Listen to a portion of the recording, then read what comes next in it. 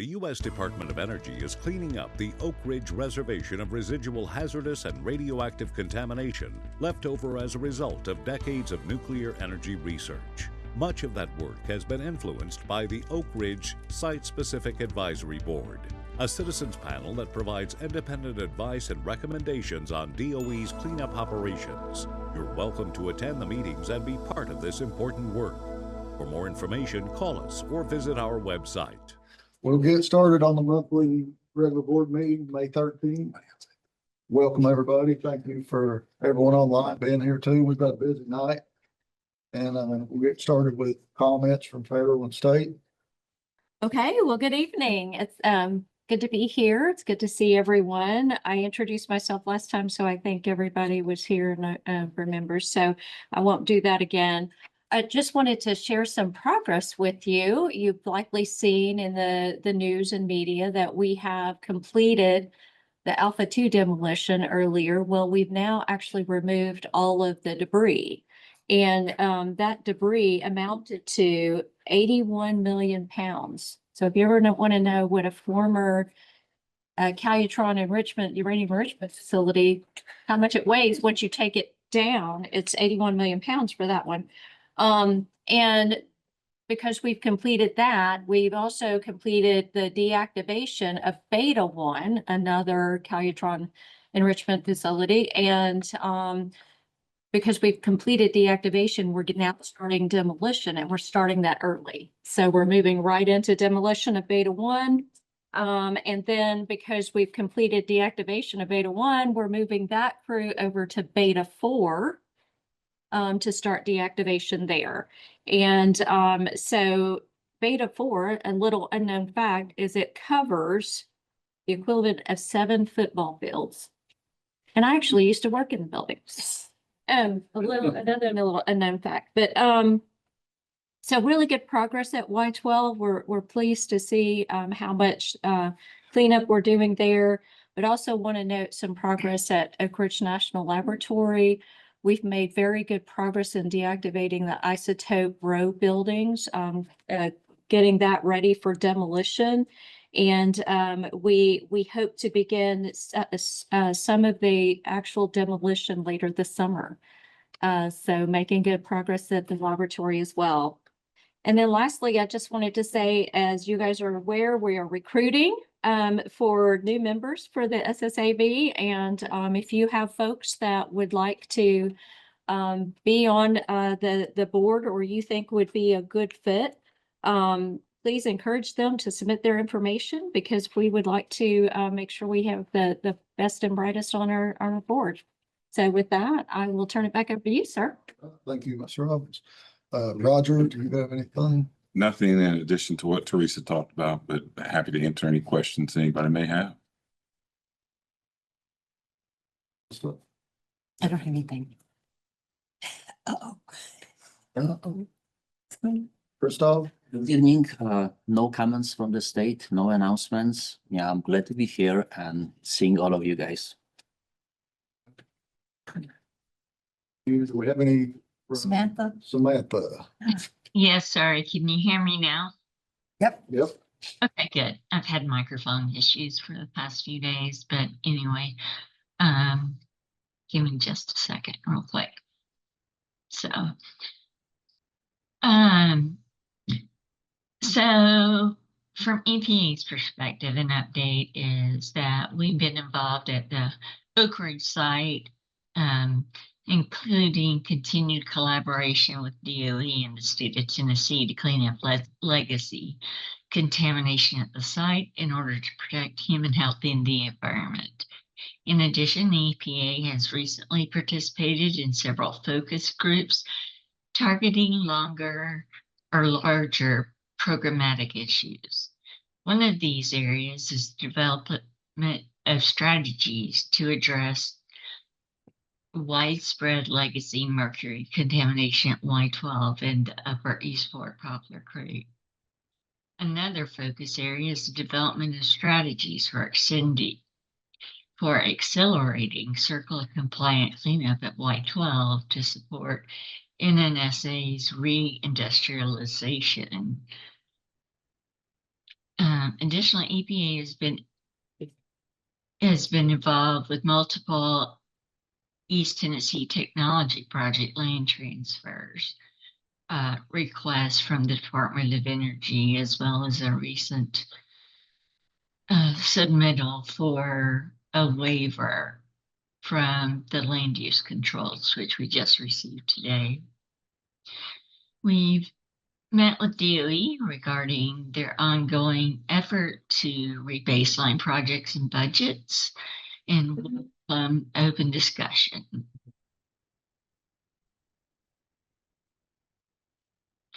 And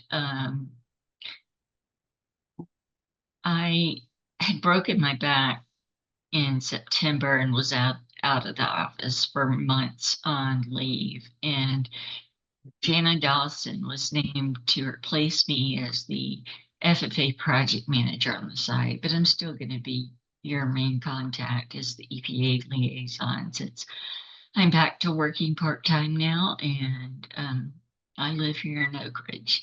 So Jana, would you like to introduce yourself? Sure. This is only my second meeting. I'm joining remote this time, but happy to be here.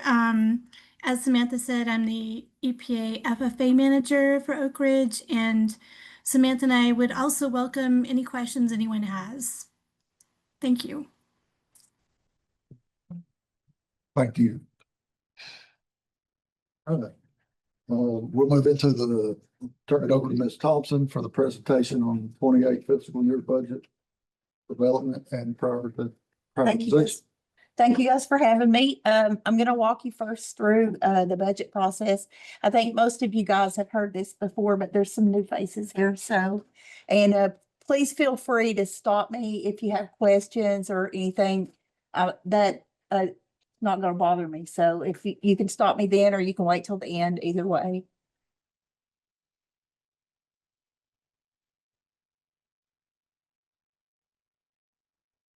It really does. You're not working? It's not.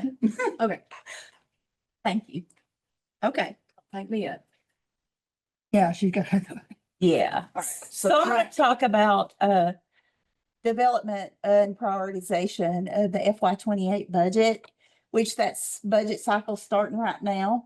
And then I'm going to go over what was enacted in 26 and then what was in the president's budget for 27. And so we'll just go through it. And first I'm going to explain the budget process. So can you go to the next slide, please? Does the clicker? What's the- Oh, yeah, thank you. Okay. Okay, so the federal budget process is pretty complicated, like most of the things that we do. This chart actually starts after our portion of the process. So before this first step where the departments submit their budgets to the Office of Management and Budget, the field offices develop a budget based on their priorities, and I'm going to go through what our priorities are. And we develop that and we submit that to the program office, which is what environmental management is. All the programs in the department do those same steps. And then all of those are consolidated into the department's budget. The department's budget goes with all of the other cabinet level agency budgets into a submission to the Office of Management and Budget. And that happens in the early fall timeframe, usually. It's supposed to happen in the early fall timeframe. And so at that point, OMB reviews the budget. They look at it. They make sure you stay within targets that you're given. And then they make sure that it matches the priority of the administration. And then we get something that's called pass back. And what that would be like where you had the department had submitted a request and something changed in the interim, or a priority changed for the administration. And then you would get a change to that. At that point, you have the ability to file an appeal. So say that a change that was sent back to you would cause a lot of progress loss, or you couldn't meet an objective, then you would file an appeal for that, and then OMB would make a decision on that appeal. You would revise your budget according to that decision, and then it would go to the president once all those budgets are consolidated, and that's what gets submitted to the Congress. And when it goes to Congress, it goes to subcommittees. The subcommittees actually go through and they develop their own bills. And then they go to the conferencing of the bills. They compare them, make sure they have the same kind of things in them. That's where I think you see a lot of the disparity between the Senate and the House. That's where a lot of that shows up.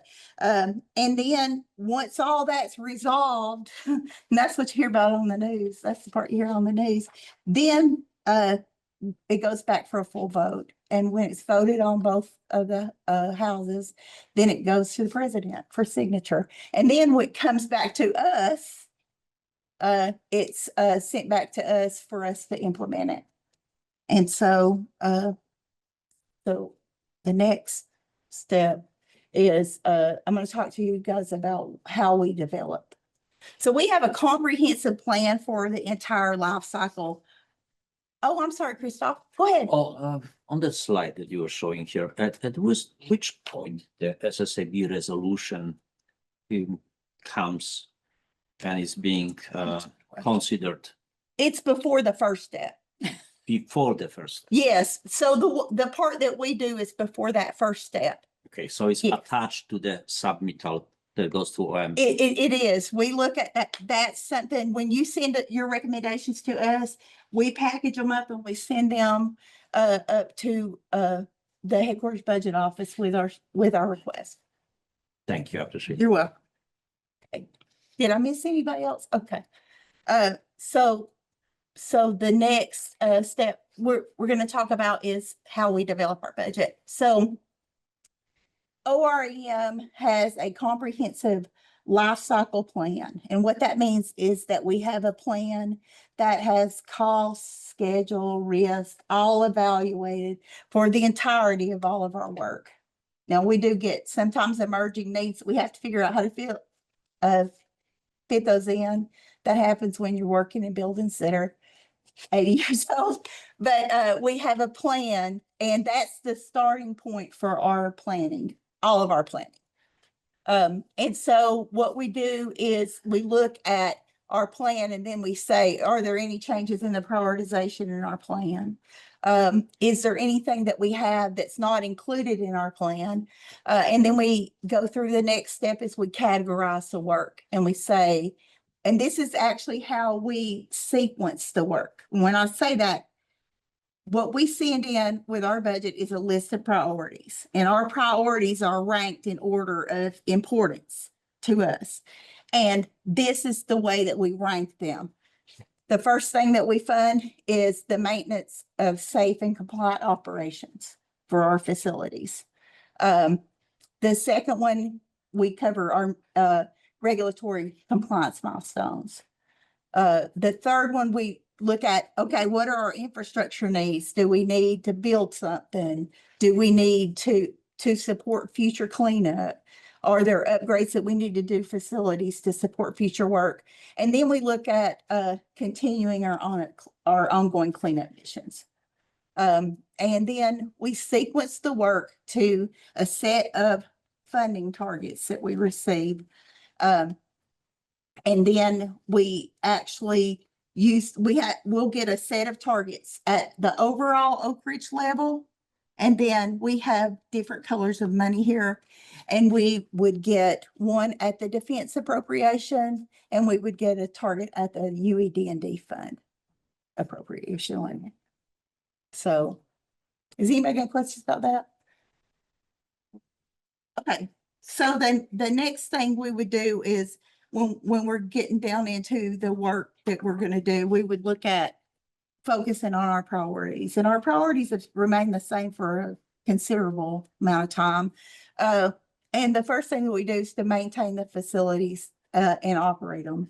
The landfills, EMDF, we have a lot of facilities where we have to do surveillance and maintenance. That was all that would fit in that category.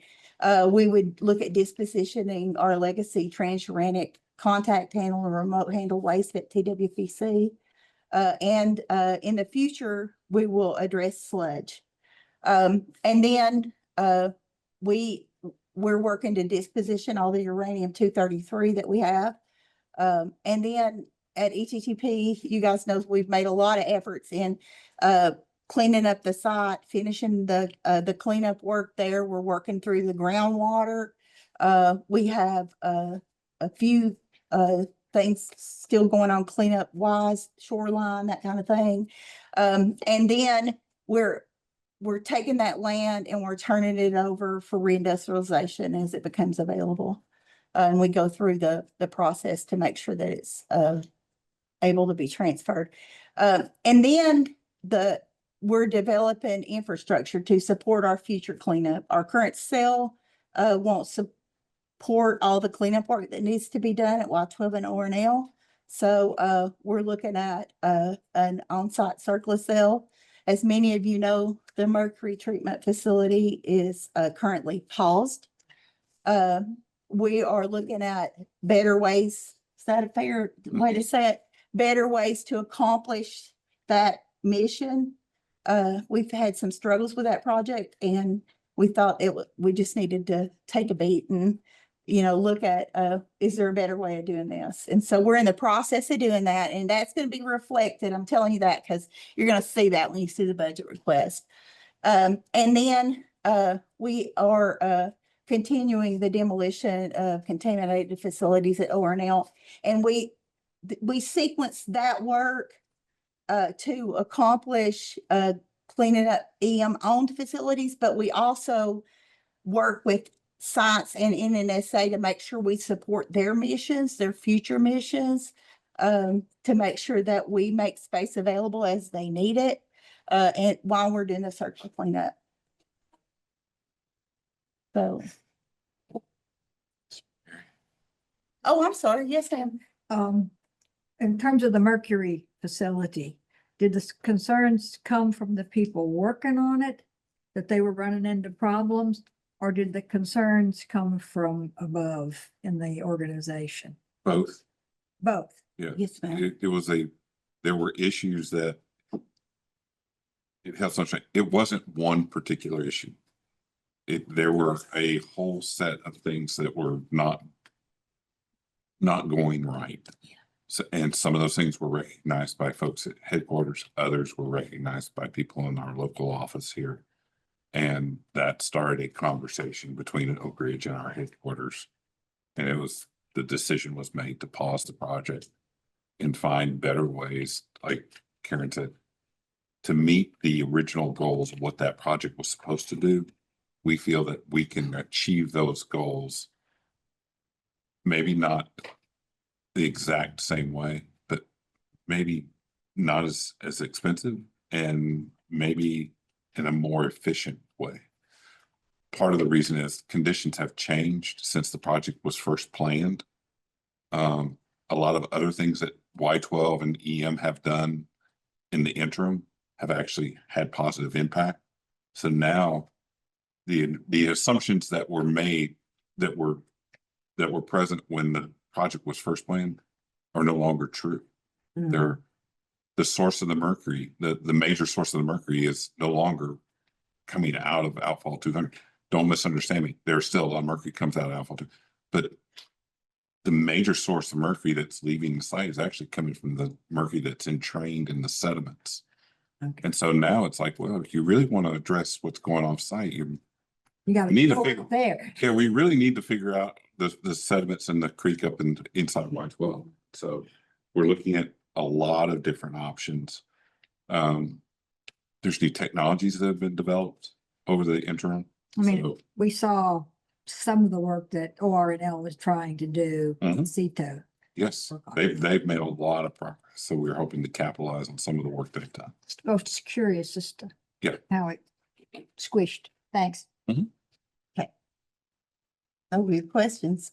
So you'll have to forgive me for the next one because I can't see that far. So I'm gonna I have to read a little bit here, so in this particular chart, and I have created a copy of this that's going to be emailed to you guys that also reflects what your priorities are for the years that you've given us letters and how that they're addressed in these budget requests, and that'll be emailed to you guys.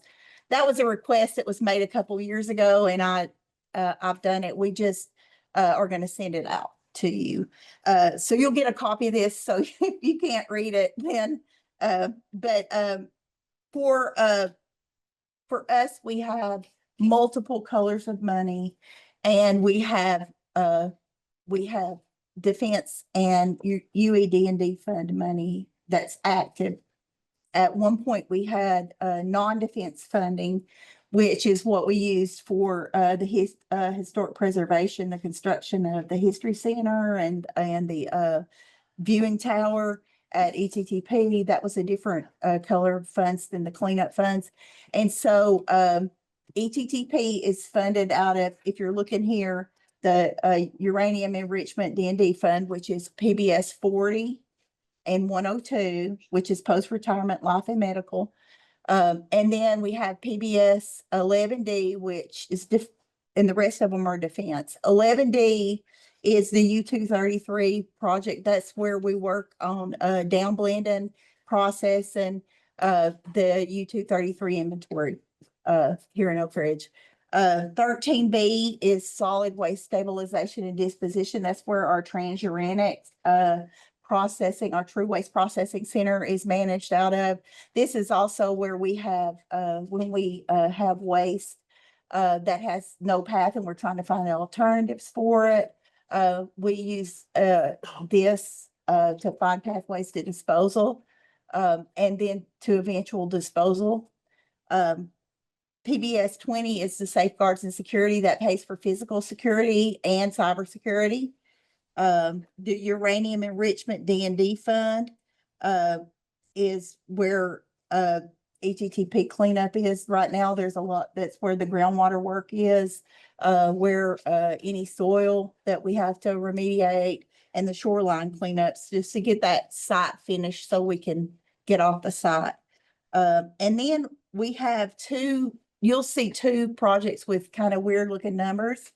Those are line items. And what that means is each of those have their own. If you look in the federal budget, there's actually an attachment for each of those that tells the status of the project and the entire plan for that. Those have a special kind of funding, and basically that's where Outfall 200 is funded, and you can see that it was zeroed out in 26 and 27. And then the EMDF is also a line item, and there are additional. The thing that you probably want to know about that is there are additional controls for that. There are additional checks on when you can use certain parts of the funds that are available for that. So that is a very rigid, those two PBSs are very, very rigidly managed. And then PBS 41, which is where our Y12 cleanup is. It's also includes surveillance and maintenance, operation of the landfills, operation of EMD or EMWMF. PBS 42 has surveillance and maintenance of EM on facilities. The liquid gases and process waste operations at ORNL are run out of that supports us and supports the Office of Science. And then that is also where the D&D of excess contaminated facilities at the lab is funded out of. And then PBS 100 is community and regulatory support, TDEC, TEMA, and that's where the board's funded out. And then of course 102 is the post-retirement life and medical. And then TD 100 is a technology development. A lot of the things that we've learned about mercury were funded through that. So you'll see the 26 and 27 enacted numbers. What I would point you out to is at 11D, you see an increase. And part of the work we're gonna continue the down blending and processing, but there's also some things going on where we're trying to get a lab in-house so that we can speed up that process. 13B, we continue to shift the waste, and you'll see it also has an increase. That is also where the sodium shields, some of those are being done at. And then we're looking at disposing of or being able to finally address the dioxin and furans there.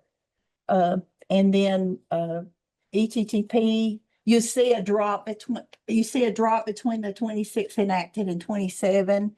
And the reason for that is, we're just finishing things up, and as we get more things done, it takes less to do those things. It takes less infrastructure, there's less infrastructure, less things to maintain. And as we basically are able to reindustrialize land, it saves us money. Then when you get into 41 and 42, you see that there is a decrease in 41 and 42, and between the 26 enacted and the 27 president's budget. We're looking at how to sequence the work where we're finishing up some of the larger buildings. That's a step down for us for some of those. And then, and as we get rid of some of those facilities, the surveillance and maintenance costs goes down.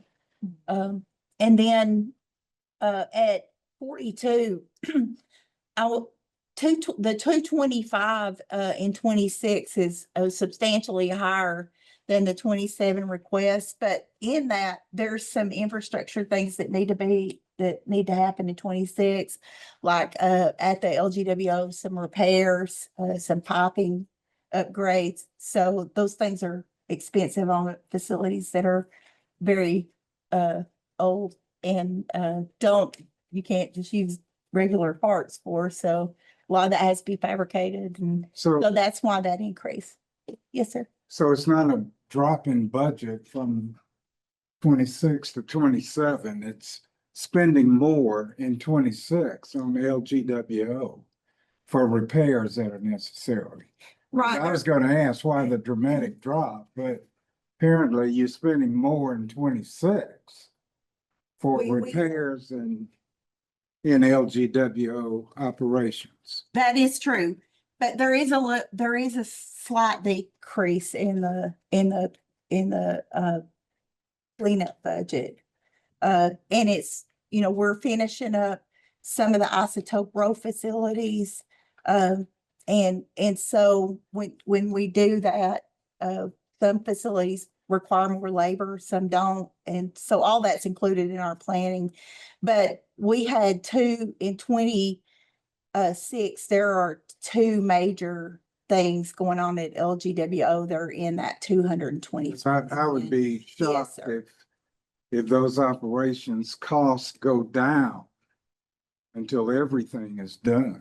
Well, there's specific repairs and stuff that need to take place, like some piping repairs. And so the way it works, if you look in the budget, and you guys can look at this online, there's a table in there called the GPP table. And if you look at it, it'll tell you by PBS which things we're planning on doing. And it has the year and everything. So you can look out there and see, but that's where the piping repairs and stuff are, and they're out of this. So, we also got a plus up from what the president's budget was in 26. Mm. And so that enabled us, in 41 and 42, the other thing that you should know about 41 and 42 is, that there is some flexibility, for us to, utilize both funds and crews between the two of those. So that is, there's flexibility there that there is not in any of the other PBSs. And, but I wouldn't say that there's not a decrease to clean up. It looks like a It's part of decrease it. in budget of 100 million. Yeah, yeah, it's And is. that disturbs me because I can't imagine that you would not need LGWO until everything is complete. We So- will have LGWO. We will need LGWO. What we have to invest in right now is a life extension kind of upgrades, okay? Because it has aged I infrastructure. understand, And so. familiar if you with it. Do a one-time, investment in that upgrade or that life extension that doesn't go over multiple years. Right. And so operation of LGWO is different than the life extension investments that we're making. I And don't know al- if that makes any sense. Yeah, and operations is Well, funded, fully It's a funded. facility that's necessary for other things to operate Yes, that is correct. at that site. And for there to be a budget reduction just in my mind means that you won't have the capability that you did have for everything other than you're demolishing. Oh, no, sir. We would fund LGWO first. The priorities, yeah. It's in our priorities. It's in the top of our priorities. So that is considered, we consider LGWO a men's safe essential service. Yes, And so if something happens and we can't operate LGWO, then we impact not only our mission, but science's mission. absolutely. And so that comes off the top. Remember when I showed that where I talked about how we prioritize? It's in that very first category. What we're talking about here that bumped us up to the 225 million is additional things that make it run better and longer. And we've invested in that because infrastructure's not been, that's something we're trying to invest in. I do understand that you're making modifications that are necessary for continued operation. The question I'm asking is, will there be a budget reduction in 27 at that LGWO facility? Not for operations. No. Okay, so operational budget would remain the same. Yes, sir. And you wouldn't have the plus up for the mods that you're making in 26. That is correct. That's what you see. Okay. Yes, sir. But you have to remember that the 26 enacted is after Congress has done everything and quite frankly, they've been very kind to us in the last 6 or 7 years. So, but what you're seeing in 27 is the president's request. So, is that, Like does a that answer? Sewage treatment plant, you can't run the site without it. Yes, sir. You're right. Amen. We fund all required operations first. Yes, Cleanup is, if you look at the priorities, the cleanup work is last. that's right. So we fund all of the operational requirements, handling the waste, all of that before we get to any cleanup work. Yeah. So any budget reduction, funding reduction would result in less cleanup work. That's correct. Okay, Does that answer your question, Mr. Garner? I'm still nervous, but I do understand what you're saying. So, that you're correct that if there is a reduction to something, it would be to the cleanup. Yeah. And it would be, to the, facilities that we have ongoing, isotope row facilities and, out at the central campus area at Ornell. Okay, so then PBS 100, that's where the TDEC, the TEMA grants, and then this board, and you can see that's pretty flat. The pensions are flat from 26 to 27, so that's good. And then technology development, you see, has a slight increase of 200K, and that will fund ongoing mercury studies. Okay, so the next page is, I pretty much covered, these are all of our planned accomplishments. I'm not gonna read all this to you. This is what I'm sending you guys. And it out beside each of these, it will have what specific recommendations you made and how we've addressed them. So, but as you can see, this goes into specifics about the actual work that we'll be doing in that year, in more detail, but I've actually covered that on the previous slide. So. Oh, it's very small. And the same thing, the difference, I do want to point out that the orange is, or peach or whatever color that is the defense funding, and the green is the UED&D funds. And then, we're getting ready to start 28 planning.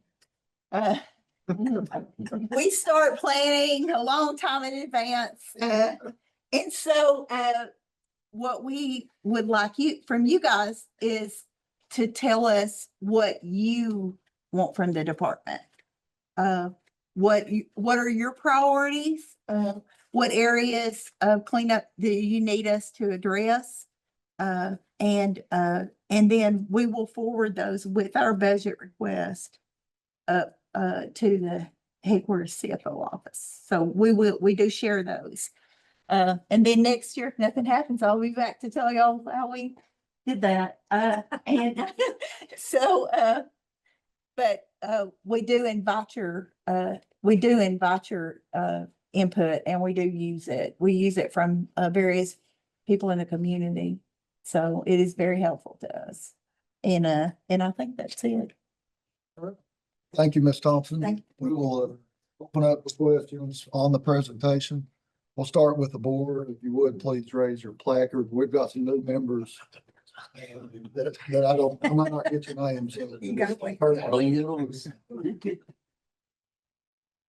Or DOE, whoever. Sarah, we have any questions on any questions on the presentation from the board?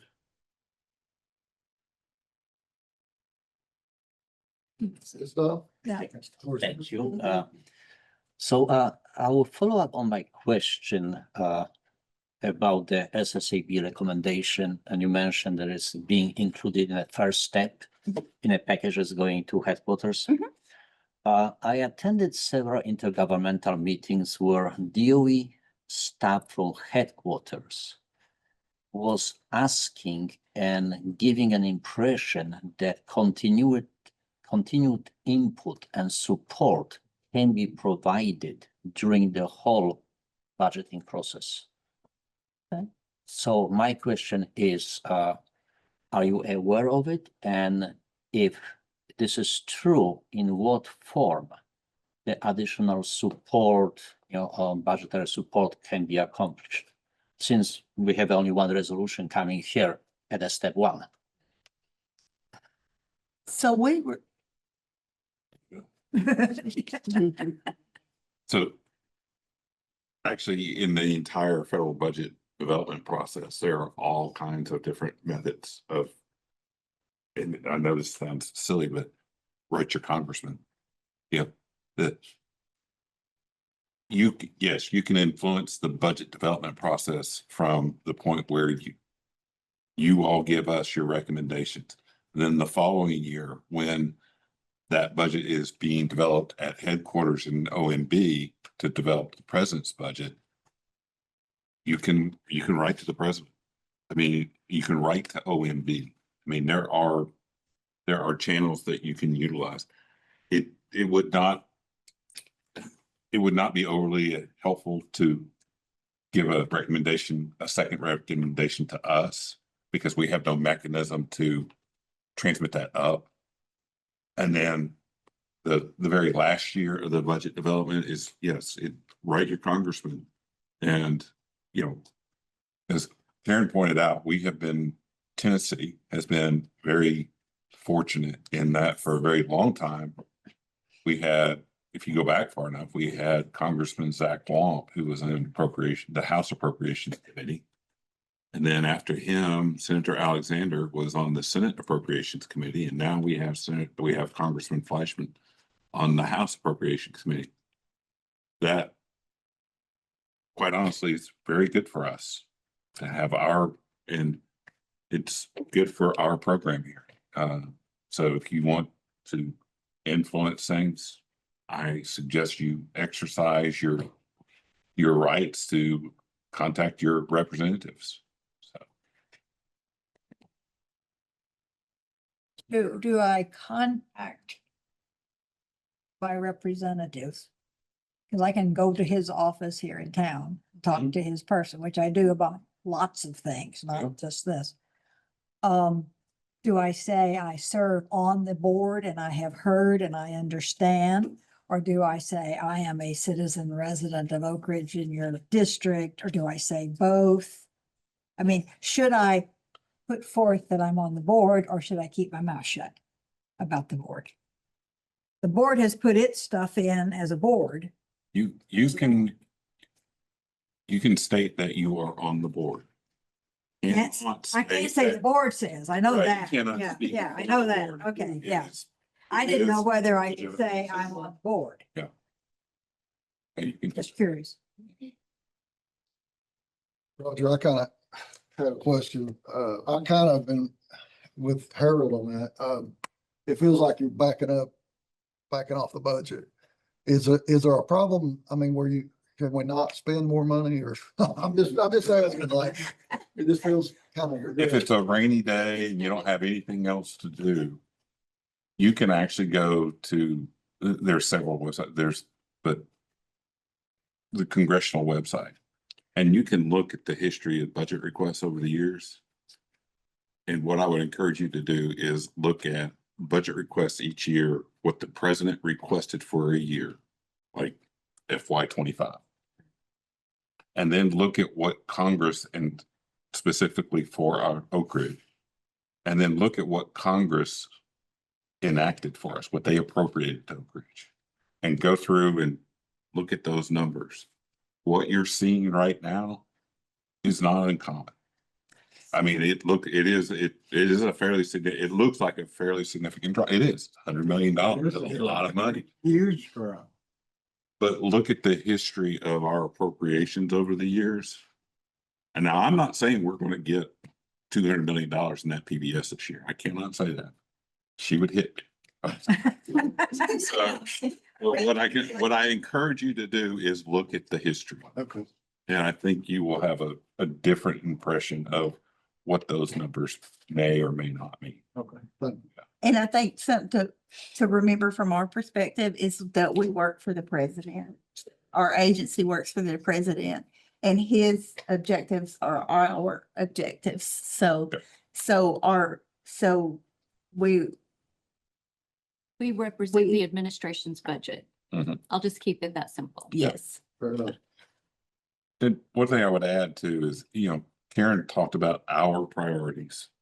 And that's the royal that is, like Teresa just said, it's not just OREM Oak Ridge, it's not just the Oak Ridge priorities. Those priorities also represent what we have been told are our priorities. And if you've been around long enough, one of the best examples is the U-233 project. That project started because ORNL had the inventory of U-233. They needed to get rid of it. And what Congress did was they said, EM, you now need to get rid of this. It is your priority. And it was a type of project, it is called an unfunded mandate. They said, you're going to get rid of this. And we said, well, we need money. Said, no, you're not getting any money. You just need to get rid of this. And this was at a time when our site budgets were down at about $400 to $450 million. So absorbing a $50 to $60 million a year hit, your priorities get shifted. We had this, we were directed by Congress. This is what you're going to do now. This is one of you, this just went to the top of your list. That meant that we had to re-rack a lot of work a lot of things got shifted around priority space.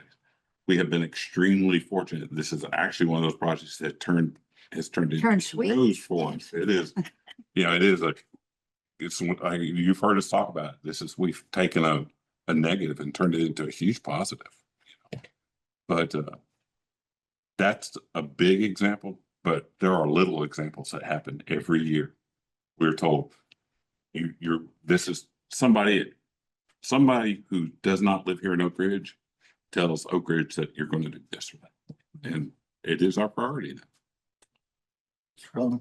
No, my concern is that as a member of this board, that we be steadfast in our recommendations of what the budget should be and what's key to operations here in Oak Ridge. And clearly, LGWO operations is a priority for keeping the lab running and Y12 as well. And I don't want headquarters to think that because we've made progress on the D&D and less facilities are standing, that we don't need that same amount of money that we've been getting to operate LGWO, because we still have facilities that need it. And, you can easily convince yourself that you don't need the budget that you had for that facility. That's my concern. So, you're asking us now, what would our recommendation be this year? And, I want headquarters to know that we want full funding for LGWO. We want to reinstate mercury remediation funding, because it would be easy just to let that slide. And to continue operating ORNL and Y12 as we have been, and to continue the D&D work. So I'm sure that we can write a recommendation that states it just like I did, to ensure the headquarters knows that we do need that funding. I would encourage you guys to, if that's your priorities, please do that. Yeah.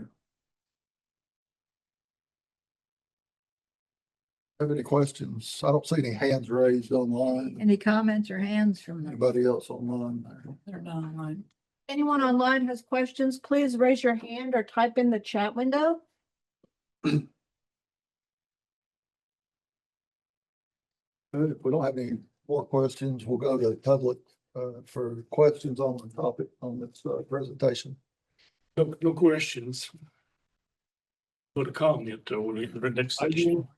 Technologies or like lower operating costs, or like I want to know the criteria of how you guys choose like who's going to take up the contract. I'm sorry, could you repeat that? Yeah, your sound is awkward. Am I audible right now? Apologize. I just have a very basic question. I want to know like on what criteria do you guys award the contracts or the tenders for the requirements that you're looking for? Is it like technological advancement, or like the ideality of the process, or like how optimized the plan is? I was just looking just general instructions on that. Okay. It is highly the criteria for awarding contracts is extreme. Defined in the request for proposal. It is, and those requests for proposals are very much dependent on what the scope of the project is intended to be, and the scale of the project. Our current cleanup contract with our prime contractor, U-Corp, is what we call an in-state contract. It's a methodology that was developed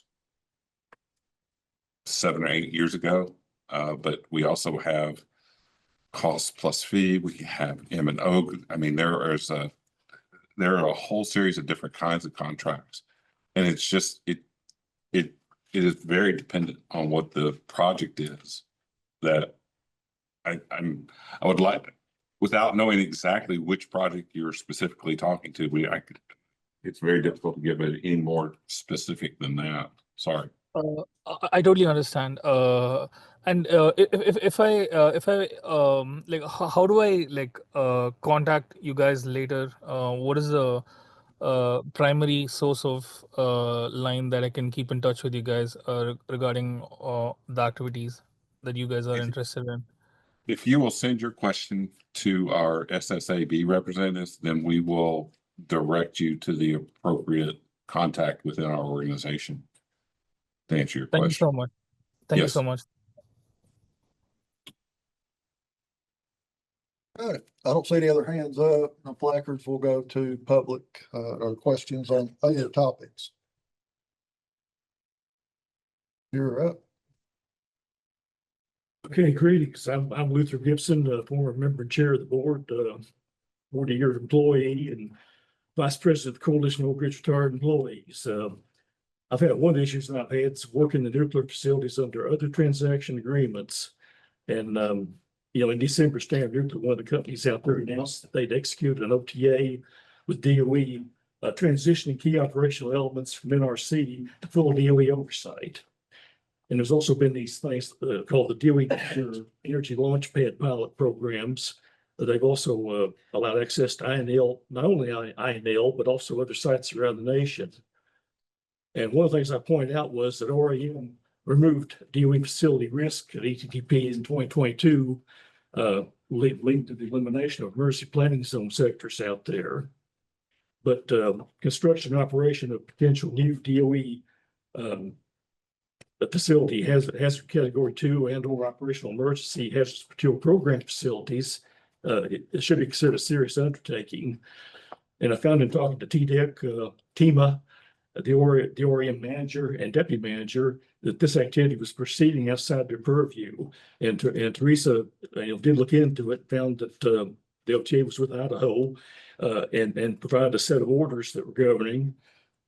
These orders, though, give responsibility to an NE or nuclear energy field development manager or safety basis approval authority.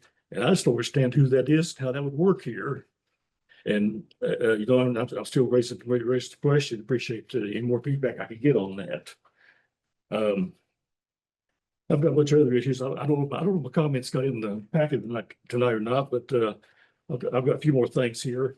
According to the March 2026 latest update of the site management guide by Office of Legacy Management, they pushed ETTP out to 2037. That's about the furthest date out it's ever been. And I really question the need to even do that transition at all, given that there's almost assuredly some type of DOE perpetual presence here in the community.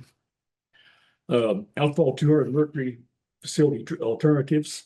I was a bit surprised after the shutdown and the break that we haven't heard more about that, but we did hear something tonight from Roger, from what I've read in the correspondence, there's an informal dispute among the FFA parties, and it really should be a higher priority issue in other public discussions, given the sunk costs that have occurred in that. And one of the things I try to follow all the projects from every aspect that I can from everywhere. And one of the things is UCOR's 90-day forecasting, thing. And they throw a lot in there for Rarity Ridge water treatment plant upgrades. And I assume that has something to do with maybe a final solution to the technetium and sewer lines, the ETTP. But, if I'm wrong, please let me know. And they've also, put tasks in there now that perhaps could be followed, such as the on the MDF, sport facility buildings, a landfill water treatment tank farm, a landfill water treatment system, a balance of construction, and tank farm borehole drilling and sampling. I have a comment on the recommendation on construction of the EMDF, and I don't mean to be derogatory, but I said it's just a predictable reaction to scheduled programming. I would like to see a little more discussion of the water quality issues in Bear Creek Valley that are impacted with this. And And one thing I've been trying to understand is the Wheeler decision, and that's still being, the documents are being updated to include the fallout from that still. The regular correspondence shows a lot of activity, going on, with regard to need for addition for removal actions, modifications to the decision documents, including significant and non-significant changes, and even a partial deletion from the FPL. I'd like to see more information and discussion about that. And there's also non-circle activities such as removal of permitted outfalls that would be of interest to the public, I think, if they are public discussions. If those were discussed in open forums like this more. I'm gonna touch lightly on 3 nuclear things, trying to determine what the proper interface is for the these activities. The TSC made a proposal to this nuclear life cycle innovation campus thing, and it appears to be aligned with what's emerging and going on with the Renaissance and everything, but it had some disturbing things in it, like it promoted the possibility of interim storage and of staging and used nuclear fuel and components, and the locations were redacted within the document. It also talks about use of the Hall Road for purposes it was not approved, and has questionable optimism that a long-term geologic repository could be sited within the state. Something to be concerned about. And it appeared, okay, but moving on to Project Ike here, trying to wrap up. There seems to be still a lot of environmental reviews and things going on with regard to that. I guess the action memorandum from the Whiteley scrapyard and the activities they've done to fit the thing within the parcel out there. But one thing that did happen was the NRC and DOE OREM developed an MOU to establish DOE's cooperating agency relationship for the purpose of efficiently coordinating environmental reviews related to that application. I'm glad it was OREM, not Office of Science, because there might be a little more public involvement in it. But anyway, I would also like to see, though, EPA does a NEPA review of the NRC and EISs, and I would like to, that's probably being done by just a NEPA office down there in Atlanta. I'd like to see the remedial project managers, get more involved in some of these environmental reviews that are coming out of those projects like that. And probably the TDEC people too should be involved as well.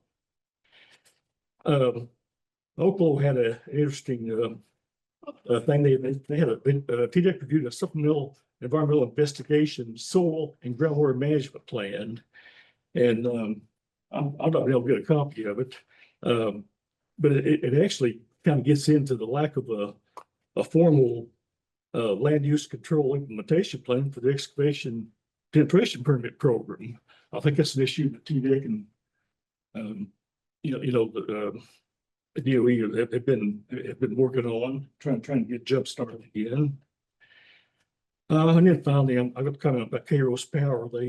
They've done some more geologic mapping out there, had to do it for their safety-related construction.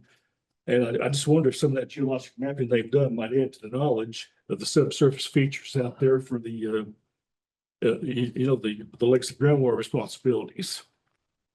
So thank you for all this. I actually, back in my public comments, the drafting and editing takes about 5.8 hours per month.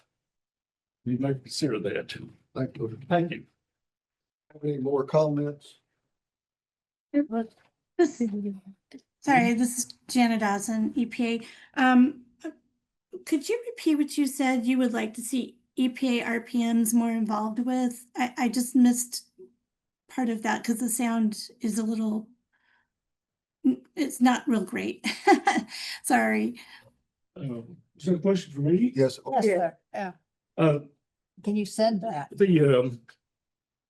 Which part about the NRC? When you were speaking to the EPA, RPM. and Okay, yes, I would like to I'd like to, there's EPA does the EPA and NEPA section down there is doing a review of the NRC EISs. NRC does an EIS after they, based largely on the safety report that the applicant, submits. And the NEPA section down there has been doing reviews of those, and there's probably some issues in there that the RPMs, probably should be supporting that review on. Does that answer your question? Yes, yes. Thank you very much for that clarification. Thank you. And I will definitely look into that. All right. Do we have any more comments? No. No, none. Great. Comments will continue. We can take comment up till Friday, May 15th. Correct. Okay. All right. Do we have any requests for new action items? No. All right. Next meeting will be June 10th o'clock, and that ends our, let's say I need a motion to approve the agenda. Motion. Got first. Second. All right. That ends the presentation portion. Thank you for the presentation. You're welcome to go if you'd like. Thank you all. All right. Just jump into the board. I guess, we've got tonight, looks like, I've got a presentation that while I was at the chairs, we drafted a recommendation, the chairs did, and it's in your packet. I can give you kind of the shortened version of it, what it basically is. It's the reuse and recycle community of practice, or they call it. Everything, basically what it is, I mean, there are regulations and laws in place that DOE, that you have to use a product or whatever you have on site to the best of, until it's basically used up. And that's been there, and I think that happens here, I feel like. But what the presenter, when she was giving this presentation, the problem is, the way she explained it, is amongst the sites across the country, they're kind of siloed. They don't, it's just the nature of it. They're kind of isolated to each other, if you will, in a way. So this site over here may not know that another site has, Something. shielding, whatever it might be, and so what they're trying to do is put together, basically it's I don't want to say a website, but it's an inventory list, or kind of to act as a go-between sites, so that they can share information, materials. If one has, something, and she gave some good examples. Shielding was one. A site needed shielding material, and another site had it. So it saved a lot of money, and it just is a common sense thing that if it can be used at another site, I mean, why not? So the board made a recommendation on that for basically the DOE to look at trying to implement it more. So right now it's a voluntary, practice if you want to join that or not. So the recommendation was for DOE to look at moving forward to help that goal, So again, the board's in your the recommendation that the board drafted is in your packet. I hope everyone's had a chance. The thing is, with this particular recommendation, we need a vote, and it cannot be modified. It has to be voted how it was written. So that's what we're looking to do. Hopefully, if everyone has read it, I'd like to see if we can get a motion on that. It's not, I got a thumbs up. Okay. Yeah, thumbs up. I like that. That's good. Is there any questions on it? Okay, yep. Yeah, just a little history for me, because I read it and it Yep. makes sense. And you're aiming it at, somebody who has the power to do something with it. Sure. in your conversations, were there some chairs who had been involved in this, who were talking about at my place, this is what we had, and that somebody else said, yeah, and my place, we got it and used it? Yeah. Does it actually happen? Yeah, I brought the packet with me. Yeah.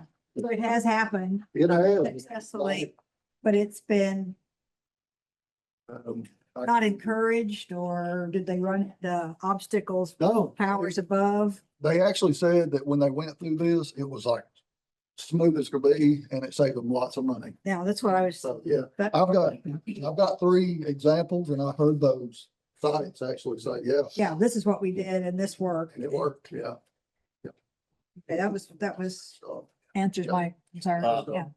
You will here in Oak Ridge has some sodium shields. So if you have any other site interested in a shield, well, and that's it. It keeps it out of the landfill. It gets it offsite. save some money for, liquid gas systems. It's just a common sense, like, why wouldn't you do that? Right? So, Charles? So basically, each site, even though they will communicate every so often, it's still intensely compartmentalized. Well, it is. Yeah. Yeah, and they have, the way I understood, and Roger might correct me, when they have something like this, they have to put it on a website and post they have it, but it only has to be up for 10 days is what I was told. You know as much as I do now. Okay. It was only 10 days is that's all that's required. Yeah. And that, 10 days. Yeah, it sounds like it would involve each site designating an individual to hear the information. Yeah, likely it would. I don't know how that part would work, but But encouraging them to set up something like that is what we would be doing. And that yeah, makes sense. correct. Part of the challenge is a lot of times, well, this recommendation is focused on EM. Christophe's exactly right. We have been trying to get rid of our sodium shields for Yeah. years. And the reality is there's no other office in the EM that needs sodium. The people that need stuff like that are the national labs. Well, that's Office of Science. And And they then don't necessarily kiss. that's where the silos really come in, is when you start looking at different overall portions of DB. I mean, the EM offices, we communicate pretty well, but I know some people out here at Ornell, but I don't know. What they I don't need. know anybody. I know Argonne, you start really, so the idea is to have this website that in NSA, in science, Everybody. all can look at and access and start to see, hey, somebody's got, we've told you the stories, the ICE-Tech project, U-233, the Buck 500, the RTG generator that the UT graduate students set up a company and took, things like that. I mean, it's not that there's not a use for some of this stuff. It's just we don't know who to communicate to that we have this. And the idea is this will be a better mechanism of communication. Place where it should be posted. A broker, if you will. I mean, Yeah, really. yeah. My only concern would be classification issues, security issues. Regulatory requirements from one state to the next and that And kind then of. how do you transport it across the That's- line? That was talked about, and they, it still falls under all the same guidelines. I mean, it's not like it goes outside of DOE. It Okay. still follows those same. So you have to Yeah. It's clear those hurdles. Yeah, Well, you have to know what you can get rid of. yeah. Like you may say, we don't need this, but somebody else within ORNL may need it. I Yeah. don't think they communicate very well. Yeah. Even, Well, that's essentially the recommendation is better communication so that everybody has access if they're done with it. If it's no use here, that's what that recommendation was essentially for.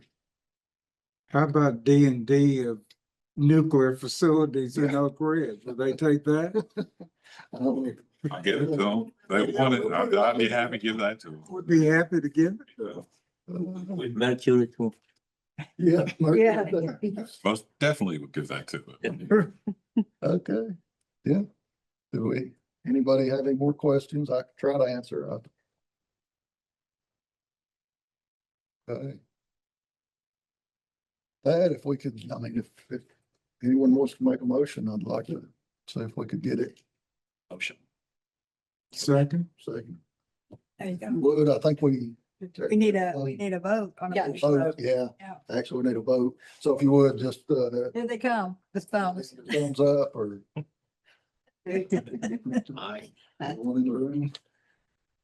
Looks like online. Yeah. Yeah. Everyone good? Carries. It's hard to figure out. Upper left-hand corner of the square. Look like we got everyone. And we haven't heard from everybody. We've heard from a lot. Best I can tell.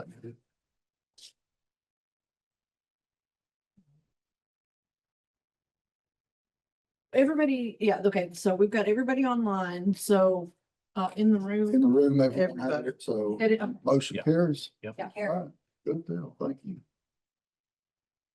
Seems And then, logical to happen. Yes.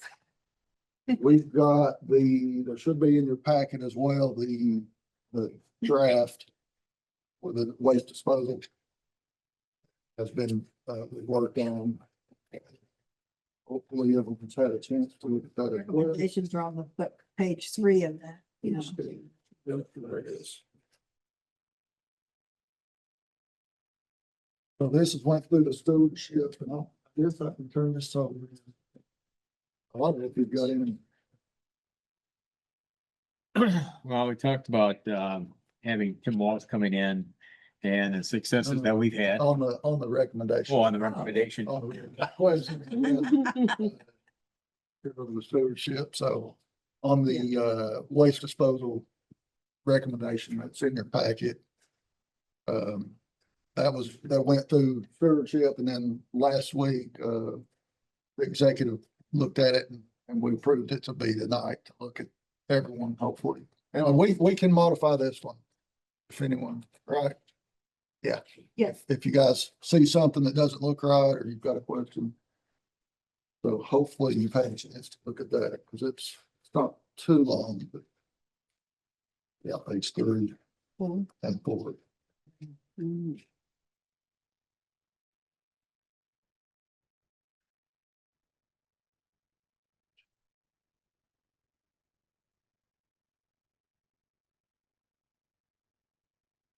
Does anyone have anything on that?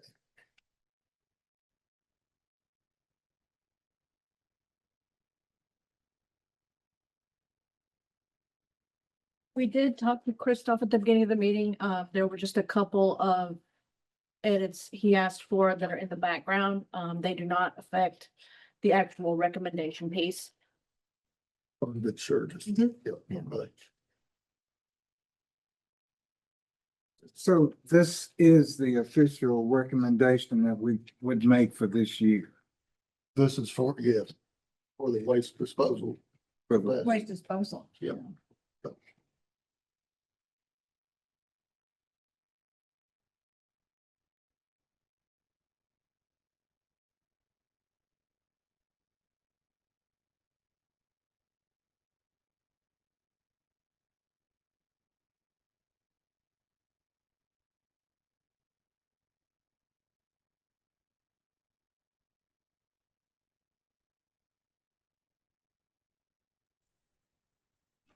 Okay. Everyone feels good about it. They're the same. Motion to pass. There you go. Second the motion. We don't need an actual vote on that. Yes, we We do. do, okay. Anytime you make a motion. All right, yeah, everyone in favor, if you would, raise your hand. Thumbs up. Thumbs up online. I think that's Oh. Okay, yep. Everybody, all right. Motion carries. Some of them don't. Thank you. Thank you.